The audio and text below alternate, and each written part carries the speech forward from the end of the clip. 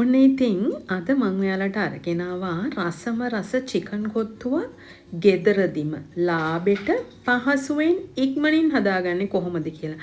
ඉතින් කඩේට ගිහින් කොත්තුවක් ගේන්නත් අපිට පැයක් විතර යනවා නම් මේ කොත්තුව අපිට විනාඩි 35ක් 40ක් යනකොට හදලා කෑමට ගන්නත් පුළුවන්. ඉතින් මම පෙන්නන්නම් අද මම පාන් පිටි කිලෝ එකක් අරගෙන තියෙනවා. මම ටිකක් වැඩිපුර රොටි එක හදා ගන්නවා. ඉතින් මේ රොටි එකත් ගෙදර ටක් ගාලා හදා ගන්න පුළුවන්.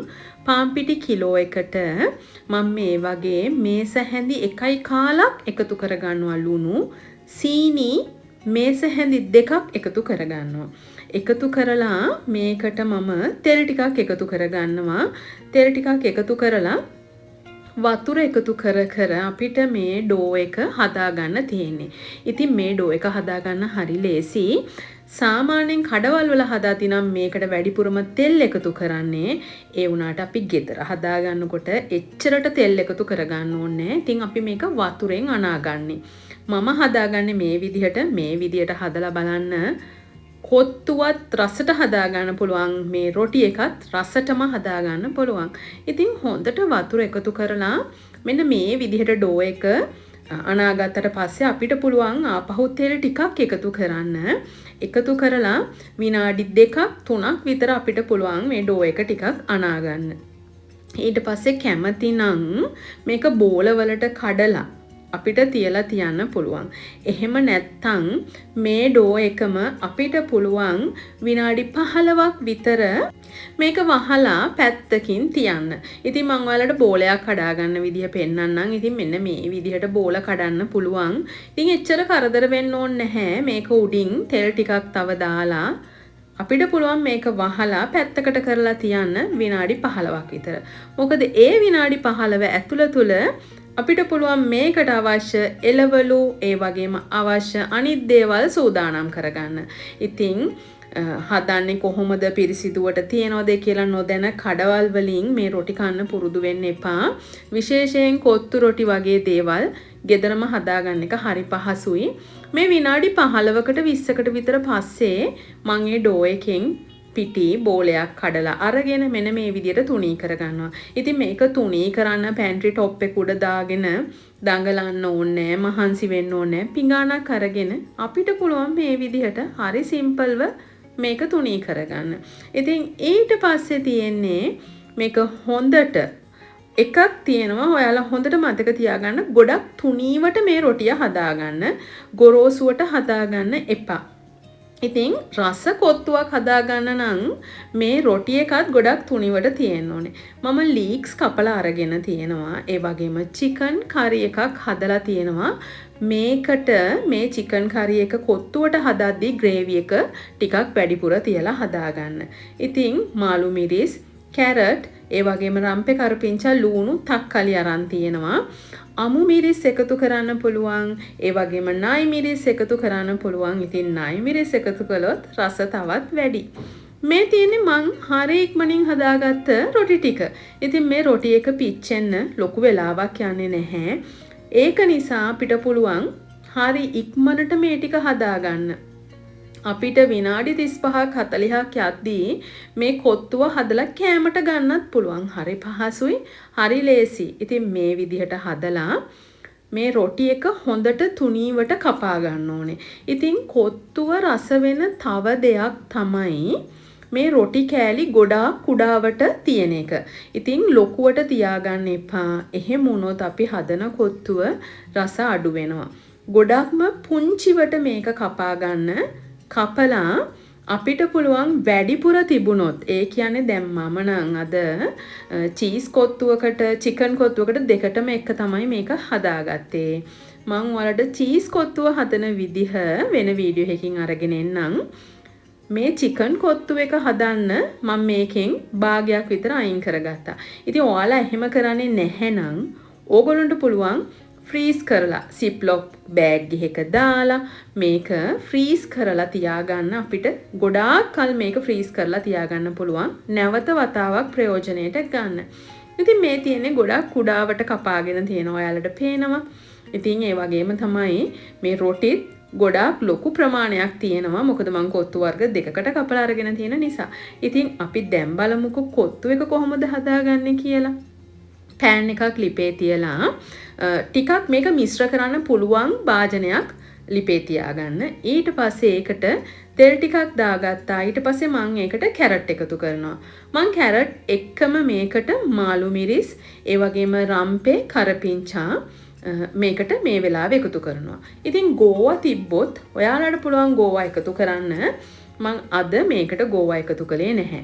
ඉතින් තව දෙයක් තමයි කොත්තුවේ රස වැඩි වෙන්නේ මාළු මිරිස් එකතු කරාම. ඊට පස්සේ මම මේකට සුදු ලුණු ටිකක් එකතු කරගන්නවා. ඉස්සෙල්ලාම තෙල් එකට සුදු ලුණු එකතු කරගන්න නැතිව මෙන්න මේ විදිහට එකතු කරලා හදලා බලන්නකෝ රස කොහොමද කියලා. ඊට පස්සේ මේකට මම තක්කලි ටිකකුත් එකතු කරනවා. එකතු කළා මේක හොඳට මිශ්‍ර කරලා ඊට පස්සේ මම මේකට බිත්තර 3ක් එකතු කරගත්තා. ඉතින් අපි මේක 3 දෙනෙකුට හදනවා නම් අපිට පුළුවන් බිත්තර 3ක් එකතු කරන්න. දෙන්නෙකුට හදනවා නම් අපේ පෝෂන් එකේ හැටියට බිත්තර 2ක් එකතු කරගන්න පුළුවන්. ඉතින් බිත්තරත් එකතු කරන්න අනිවාර්යෙන්. මොකද කොත්තුවක් හදද්දී බිත්තර එකතු කරන එක අනිවාර්යෙන් කරන්න ඕනේ. ගොඩාක් රසයි එතකොට. ඉතින් මේ වෙලාවේ මම බිත්තර 3ක් එකතු කරගත්තා. ඊට පස්සේ මේ බිත්තරවල තෙතමනය හොඳට මේ එළවලුත් එක්ක මිශ්‍ර වෙද්දී රොටි කෑලි ටික එකතු කරගන්න ඕනේ මෙන්න මේ මිශ්‍රණයට. එතකොට තමයි අපිට මේ කොත්තුව ගොඩක් රසට හදාගන්න පුළුවන් වෙන්නේ. ඉතින් මෙන්න මේ වගේ බිත්තරවල තෙතමනය තියෙද්දී කෑලි මිරිස් ටිකක් එකතු කරගන්න. ඉතින් මං එකතු කරගත්තේ කෑලි මිරිස් විතරයි. ගොඩක් දෙනේ 3-5 කහ එකතු කරනවා. මං ඒ කිසිම දෙයක් එකතු කරන්නේ නැහැ. මොකද චිකන් කරි එකේ අවශ්‍ය හැම 3-5 වර්ගයක්ම හැම රසයක්ම තියෙනවා. ඉතින් අපි 3-5 එහෙම මේ වෙලාවේ එකතු කරොත් මේ කොත්තු එකෙන් 3-5 රසක් එනවා. 3-5 එකතු කරන්න එපා. කෑලි මිරිස් කැමති නම් රස අනුව ගම් මිරිස් එකතු කරගන්න. ඉතින් ඊට පස්සේ මේ වගේ රොටි කෑලි ටික එකතු කරගත්තා. රොටි කෑලි එකතු කරලා හොඳට මේක මිශ්‍ර කරගන්න. මේ රොටි කෑලි වලට මේ බිත්තර වල තෙතමනය, ඒ වගේම මේ එළවලු වල තෙතමනය මේ හැමදේම හොඳට මේ රොටි කෑලි වලට කාවදින විදිහට හොඳට මිශ්‍ර කරගන්න. ඉතින් මේ වගේ හැන්දක් පාවිච්චි කළොත් ඔයාලට පුළුවන් අර කඩේ ඒගොල්ලෝ අර හදන සිස්ටම් එකටම රසට කොත්තුව හදාගන්න. ඉතින් ඊට පස්සේ මම මේකට උයාගත්ත චිකන් කරි එක එකතු කරනවා. කොත්තුව තවත් රසයි චිකන් එකේ ග්‍රේවි එක ටිකක් වැඩිපුර එකතු කරොත්. මොකද රසට දැන් අපි කඩෙන් ගේන කොත්තු වල කන්න කැමති කොත්තුව ගොඩක් රසයි කියලානේ. හැබැයි ඉතින් ඒ කොත්තුවට රසකාරක ගොඩක් එකතු කරනවා. අපි මේ ගෙදර හදන කොත්තුවට කිසිම රසකාරකයක් එකතු කරන්නේ නැහැ. බොහොම පිරිසිදුවට පිළිවෙලට ගෙදර අපි කෑමට ගන්න අනිත් දේවල් හදන විදිහටම තමයි කොත්තු එක හදන්නේ. ඉතින් මේ යගේ හැන්දක් පාවිච්චි කරන්න කිව්වේ මෙන්න මේ විදිහට හොඳට කොටලා අපිට හදාගන්න පුළුවන් නිසා. මේ විදිහට හොඳට මිශ්‍ර කරලා දැන් තියෙන්නේ ඉතින් මේ කොත්තුව රසට හදාගන්න තමයි. මම මේකට සෝයා සෝස් ටිකක් එකතු කරනවා. ඒක ඔයාලා ළඟ තියෙනවා නම් විතරයි. ඒක අනිවාර්ය දෙයක් නෙවෙයි. තියෙනවා නම් සෝයා සෝස් ටිකක් එකතු කරන්න. මතක ඇතිව කොත්තු එක කන්න හදන චිකන් එකේ ග්‍රේවි එක හොඳට තියාගන්න. මොකද මේ රොටි ඔක්කොම අපි හදලා තියෙන්නේ පාන් පිටි වලින්නේ. ඉතින් මෙහෙම මිශ්‍ර කරද්දී මේ රොටි කෑලි වලට මේ අපි දාන කරි එක උරා ගන්නවා. ඒ නිසා ටිකක් වැඩිපුර තෙතමනය රඳව ගන්න නම් අපිට වැඩිපුර මේකට කරි ටිකක් එකතු කරන්න වෙනවා. මේ විදිහට හොඳට මිශ්‍ර කරලා ඊට පස්සේ තමයි මම මේකට ලීක්ස් එකතු කරන්නේ. ඉතින් මේ වෙලාවේ රස අනුව ලුණු එකතු කරන්න. මොකද රොටි එක හදද්දිත් අපි ලුණු එකතු කරා. චිකන් කරි එකටත් ලුණු එකතු කරපු නිසා කොත්තු රොටි එකට ලුණු එකතු කරද්දී සැලකිලිමත් වෙන්න. ඊට පස්සේ සෝයා සෝස් ටිකක් දාලා හොඳට ආපහු මිශ්‍ර කරලා අපිට පුළුවන් මේකට ලීක්ස් ටික එකතු කරන්න. ඉතින් මම ඔයාලට කිව්වේ ටිකක් මේක මිශ්‍ර කරන්න පුළුවන් ඉඩ තියෙන භාජනයක් ගන්න කියලා මෙන්න මේ හේතුවට. මොකද කොත්තුව කියන දේ අනිවාර්යෙන් හොඳට මිශ්‍ර විය යුතුයි. ඊට පස්සේ ලීක්ස් ටිකක් මේ වගේ එකතු කරනවා. එකතු කරන්නේ ලිප ඕෆ් කරන්න ලෑස්ති වෙද්දි. මොකද ලීක්ස් ගොඩක් තැම්බිලා පාට අවපාට වෙලා රසය වෙනස් වුණාට පස්සේ කොත්තුවේ රස අඩු වෙනවා. එහෙම නොවෙන්න කොත්තුව ලිපෙන් බාන්න ලිප ඕෆ් කරන්න කිට්ටු කරලා අපිට පුළුවන් ලීක්ස් එකතු කරන්න. ඒ වගේම ලූණුත් එකතු කරන්නේ මම මේක ලිපෙන් අයින් කරන්න ලෑස්ති වෙනකොට. මොකද ලූණු ලීක්ස් වගේ දේවල් ටිකක් අමුවට හැපෙදි තමයි මේ කොත්තුවේ වඩාත් රස. ඉතින් අපිට පුළුවන් මේ කොත්තුව සර්ව් කරනකොට තව චිකන් කරිත් එක්කම දෙන්න. ඒක ඉතින් ඔයාලගේ කැමැත්ත අනුව. ඉතින් මේක හරි පහසුයි හදාගන්න. FR Kitchen මගේ channel එකෙන් මං ඔයාලට පහසුවෙන් ලේසියෙන් ලාභ විදිහට කෑම හදන විදිහ තමයි ගොඩාක් වෙලාවට අරගෙන එන්න උත්සාහ කරන්නේ. මේ වගේ කොත්තුවක් හදාගන්න පොඩි වෙලාවක් යන්නේ, ලොකු වෙලාවක් යන්නෙත් නෑ. වගේම පිරිසිදුවට ගෙදර අයට ආස විදිහට අපිට පුළුවන් මේ දේවල් කෑමට දෙන්න. ඉතින් මේ වගේ රටවල් වල ඉන්නකොට අපිට මේ වගේ කෑම ගන්න තියෙන ඉඩ හරි අඩුයි. අපේ රසයේ හැටියට. ඉතින් ඒක නිසා ගෙදරම හදාගත්ත හැකි. ඉතින් ලංකාවේ ඉන්න ඔයාලටත් පුළුවන් මේක ගෙදරම හදාගන්න.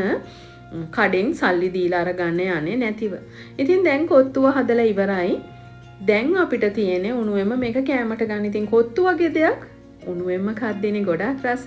මගේ FR Kitchen channel එකත් එක්ක එකතු වෙලා ඉන්න ඔයාලා මාව subscribe කරලා bell notification එකත් on කරලා තියාගන්නකෝ. මේ වගේ ඔයාලට ප්‍රයෝජනවත් වීඩියෝස් අරගෙන මම මගේ channel එකෙන් ඔයාලව බලන්න දිගටම එනවා. ඒක නිසා මාව subscribe කරලා තියාගන්න. මාත් එක්ක එකතු වුණ ඔයාලා හැමෝටම ගොඩක් ස්තුතියි.